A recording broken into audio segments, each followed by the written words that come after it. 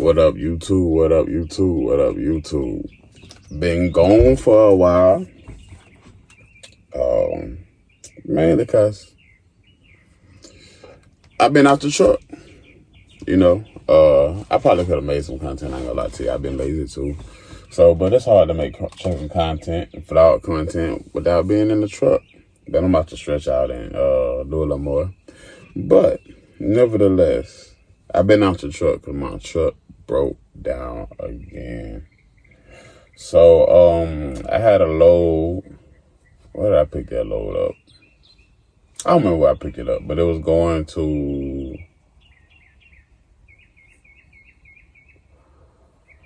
somewhere in Texas. Somewhere in Texas. I can't. It might be on here. Let me see. Let me see if I can find it. Routes past.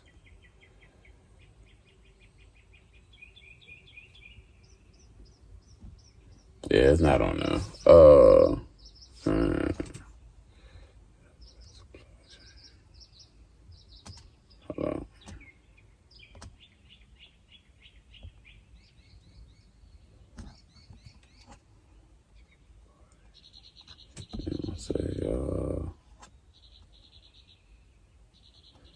I think this might be it. Was it? No? Birmingham going to Lafayette. No, that wasn't it.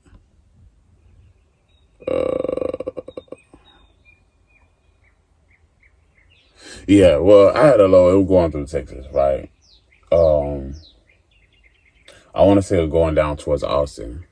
Yeah, matter of fact, it picked up in Indiana going down towards Austin. And I made it to Arkansas, right outside of Little Rock, in between Little Rock and Texarkana. And when I stopped, my truck was running funny. And it shut off in the middle of the night. The check engine light popped on and started running funny again. So I waited till in the morning, called the Loves, went over there right before they started up. And I'm gonna show you, I'm gonna put a video clip of how it was running. It was white smoke everywhere. It really wasn't that bad then, but when I made it to the Love, white smoke was going everywhere.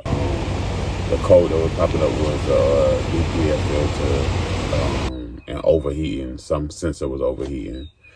And so I wound up taking it to the Loves. Loves basically said they couldn't work on it. Said it was dumping too much fuel in the system and the fuel was leaking out the exhaust. And that's what had me timid about driving it. I was going to drive it to Texarkana. Texarkana Freightliner said they could get me in that day. And Little Rock Freightliner said they could get me in. Little Rock was a little closer. Little Rock was like an hour away. Texarkana was like an hour and 30. But Texarkana would have advanced my load going towards where I was going. So with me having fuel coming out, they're like, sure, if you drive it, it might catch on fire or something like that. So I'm like, man, I don't want to deal with that. So wind up getting it towed to Texarkana. And when he telling me the fuel, I'm like, man, automatically I'm thinking, look, if it's the fuel system, it should be on the warranty. So when I get to calling Blair, calling them, seeing, what's going on, I called Freightliner. So Freightliner was like, look, it's under warranty. If it is that, if it's the situation, it is under warranty. So took it over there. Blair, shout out to Blair. They got the room, no problem. They got the tow truck, no problem. Funded everything, So I just told them to give me the room for a day. It was a Friday, and I really had something to do at that house that weekend. I couldn't miss it. I had to be there. So I just told them to give me a room for one day, like, you know what I'm saying? And I'm gonna get my girl to come get me, my wife to come get me. So got the room for that Friday. She came up that Friday. We stayed the night. Boom. Hit the road Saturday. Did what I had to do. And stayed home while while everything was good. So did that. And so I think Monday, I don't think they get out in the shop Friday. They got a shop. They open Saturdays, but they don't have no like real mechanics to work on the truck on Saturday. So Monday, I'm calling, checking, and then finally, I don't remember if it was Monday or Tuesday. Finally, they wound up saying it was a fuel system. They said, I guess an injector failed or injector broke or something like that. It was under warranty. And they wound up having to replace my one box as well because the injector was leaking and it leaked into the one box. So all that should be under warranty. We'll see. But they said all that, whatever the fuel leaked into and everything like that was under warranty. They wound up, they got to get some money. So they wound up changing the ABS sensor and a couple other little things just to get, charge me for something. But the major repairs is under warranty because I just had my fuel system replaced at the beginning of the year. So shout out to Freightliner, shout out to Blair for that. That's one thing about Blair is they're going to take care of you, get you back on the road, take care of you in the meanwhile. Like I said, they were willing to put me in a hotel for the whole week. Well, it was like a week and a half, 2 weeks I've been down. And it's just cheaper for me to go home, and then while I was home, I wound up handling some other stuff, God is good, he always take care of us. So right before my breakdown, they had called me and said something was going on with my license. Now before, I had a video with my license being suspended and it was an issue with the ticket not being paid. So I got a ticket in Oberlin. And I paid it the next month. And I'm going to put the receipt up here. So I got a ticket and I paid it. I think it was like July. The court date was in June. So I guess the system didn't update. So when June came, they said I didn't pay it, which suspended my license, put a flag on my license, suspended or whatever. And then I got another ticket in Woodworth. And that's when I got a ticket for suspended license, which I should have never got. So to get my license back straight, I didn't really take care of Oberlin. I'm thinking I'm good. I'm thinking I'm good on the spend. I'm thinking I'm good. I just paid everything to get my license straight, right?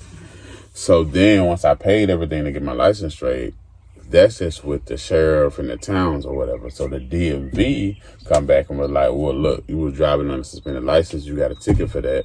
We're going to suspend your license. It was like a year and then another 90 days. So my license was supposed to be suspended for a year. So I had to go to the DMV, show them the receipt. And they wasn't having it. Even though I showed them the receipt, they were like, you got to go to Oberlin, write a letter, do this, woo, and then come back.